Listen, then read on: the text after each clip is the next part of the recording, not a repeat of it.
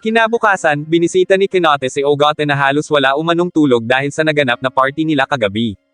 Doon ay napag-usapan nila ang tungkol sa sasakyang ginamit ni Kinote sa kompetisyon kahapon.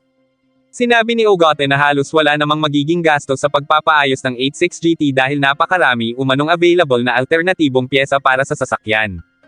Pagkatapos ay tinanong ni Ogote si Kinote kung may hihilingin ba ito para sa sasakyan, kaya sinabi ng binata na alisin na ang traction control sapagkat mas kaya umano nitong kontrolin ang kotse kapag wala iyon. Pumayag si Ogote at sinabing magagawa niya iyon bago matapos ang araw na iyon. Maya-maya pa ay nagpaalam na si Kinote kay Ogote dahil makikipagkita pa ito kay Ren. Habang nasa loob ng tren ang dalawa ay manghang-mangha si Kinote sa pampublikong transportasyon, habang si Ren naman ay biglang nagulat nang mapagtanto na hindi siya nakilala ni Kinote bilang ang angel na sumampal dito noong nakaraang araw matapos ang MFG qualification round. Kalaunan ay kumalma na si Ren at inisip na marahil ay mas mabuti na rin iyon. Pagdating ng dalawa sa isang istasyon ay isinend ni Kinote kay Ren ang larawan ng kanyang mga magulang upang mas madali nilang mahanap ang lokasyon. Nung una ay nag-alangan si Ren tungkol sa pag-send ni Kinote ng larawan dahil alam nito na may espesyal na halaga yun kay Kinote, ngunit sinabi ng binata na dapat pa nga siyang magpasalamat kay Ren sapagkat kung hindi dahil dito ay wala siyang magagawa, at tinawag pa niya si Ren na anghel, bagay na ikinagulat naman ng dalaga. Nakarating na sila sa isang templo na may malaking rebulto ni Buddha, kung saan salitin silang nagpa-picture malapit sa estatwa. Nung una ay hindi interesado si Kinote na mag-post, pero dahil sa pagpupumilit ni Ren ay napilitan na itong sumunod at kalaunan ay nag-enjoy na rin ito. Pagkatapos yun ay nagpahinga sila sa isang magandang lugar kung saan sinabi ni Kinote na napakalakas ng pakiramdam niya sa paglalakbay na iyon, dahil para umanong binabalikan niya ang daang dinaanan ng kanyang mga magulang noong una ang mga iyong nagkakilala. Gandang-ganda si Kinote sa lugar ng Kamakura, at sumang-ayon naman dito si Ren. Kasunod yun ay tumigil muna sila sa isang kafe kung saan sinabi ni Kinote kay Ren ang tungkol sa plano nitong humanap ng part-time job na katulad ng sa dalaga, nang sa ganon ay magkaroon umano ito ng pera at makalipat kahit sa isang maliit na apartment lamang. Nagulat si Ren at mariing iginiit na pwede namang manatili si Kinote sa kanila hanggat gusto nito, at sinabi pa na noon pa man ay gusto ng kanyang ina na magkaroon ng anak na lalaki, kaya pakiramdam niya ay itinuturing yun si Kinote na parang anak na.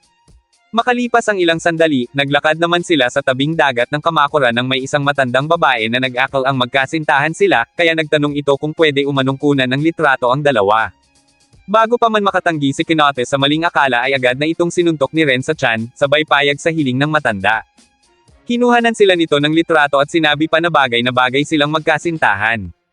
Habang masayang iniisip ni Ren ang tungkol doon ay sinabi ni Kinote na baka nagkamali lang iyon ng akala sa kanila.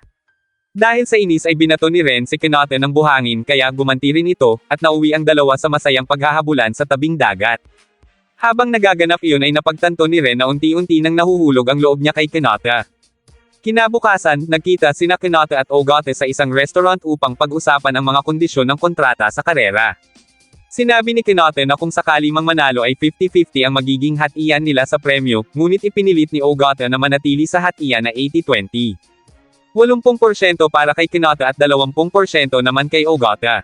Ngunit ipinagpilitan ni Kinote ang gusto niyang 50-50 na hatian, dahil ang sasakyan ay pag-aari umano ni Ogote, kaya tumanggi itong baguhin ang kontrata kahit na binalaan siya ni Ogote tungkol sa panganib ng pagtakbo sa karera gamit ang isang lumang kotse.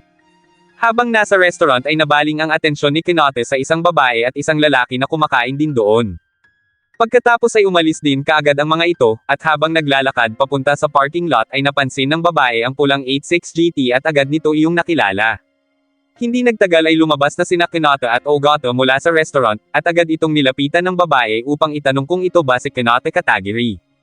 Nang kumpirmahin ni Kinote na siya nga ay labis na natuwa ang babae at nagpakilala ito bilang Kitahara Nozomi.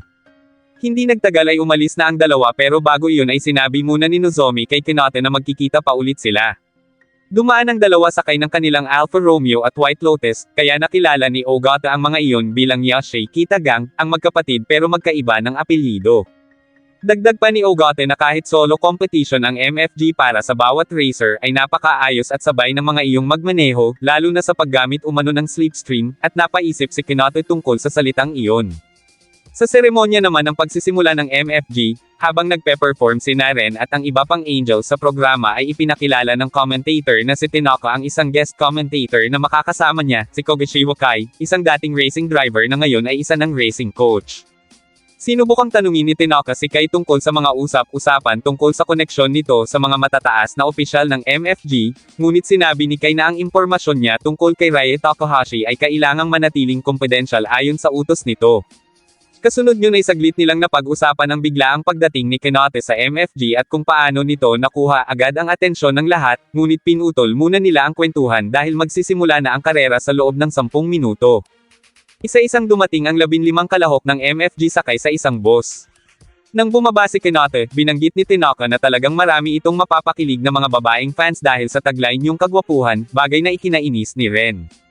Habang hindi pa nag-uumpisa ay nagpasalamat si Kenote kay Eva sa masarap na pagkain na pinagsaluhan nila noong huli, nang biglang mapadaan si Daigo Oishii kaya narinig nila na nagrereklamo ito sa mga manager nito dahil Aventador umano ang ibinigay ng mga yun sa halip na Hurricane Performance. Dahil doon ay sinabi ni Eva sa sarili na masyadong spoiled si Daigo sa paghingi ng ganoong kamahal na kotse, gayong ang tunay na problema umano yun ay nasa kakayahan at hindi sa sasakyan. Kasunod yun ay umalis na si Kenote papunta sa kotse nito. Habang naglalakad ay napansin ni Eva na hindi man lang ito kinakabahan sa papalapit na karera, at parang sanay na sa matitinding sitwasyon pero nananatili pa ring kalmado. Maya-maya pa, habang dahan-daang umaandar ang 15 kotse papunta sa starting position ay pinapalakas naman ni Eva ang loob niya na makapasok sa top 3 para mapili niya ang paborito niyang Angel na hahalik sa pisngi niya, at iyon ay walang iba kundi si Angel 7. Kasunod yun ay sinabi ni Tanaka na ang mga drone na lumilipad sa harap ng bawat kotse ang magsisilbing hudyat ng pagsisimula ng karera kapag nagpakita ang mga iyon ng asul na ilaw. Dagdag pa nito na ang sino mang magpaarangkada ng mas maaga ay papatawan ng dagdag na 15 segundo. Hindi nagtagal ay nalampasan na ng lahat ng kotse ang gate at nagpakita na ng asul na ilaw ang mga drone, na siyang hudyat ng pagsisimula ng karera. Napapanood ang karerang ito sa buong mundo, kaya't kanya-kanyang sigawan ng mga tao para sa kanilang sinusuportahan. Halos nangunguna si Eva sa karera matapos nitong malampasan si Otani na sakay ng AMG GTS. Sinabi ni Kai na rear-wheel drive ang AMG ni Otani, kaya kailangan muna umanon yung painitin ang mga likurang gulong bago makagawa ng galaw. Pagkatapos, ibinoling ng mga commentator ang kanilang pansin sa unang dalawang pwesto, lalo na kay Michael Beckenbauer na kahit medyo mas mahina ang sasakyan ay napapanatili pa rin ang maayos na bilis. Binanggit ni Kai ang mahusay na kakayahan ni Michael sa pagkontrol ng gulong, na siyang nagiging dahilan para pantay nitong nababalanse at napapainit ang lahat ng 4 na gulong. Sa pinakahuling pwesto naman, nagpa siya si Kenote na painitin palalo ang kanyang mga likurang gulong kaya nag-slide siya sa isang kurbada. Napansin yun ni Ogata at tinanong kung bakit bigla nitong ginawa iyon, kaya sinabi ng binata na ina-adjust lang niya ang sasakyan. Dagdag pa ni Kenote na habang naglalaban sa unahan niya ang Honda at Alpha ay maaari niyang sundan ang kanyang ideal na linya para makahabol.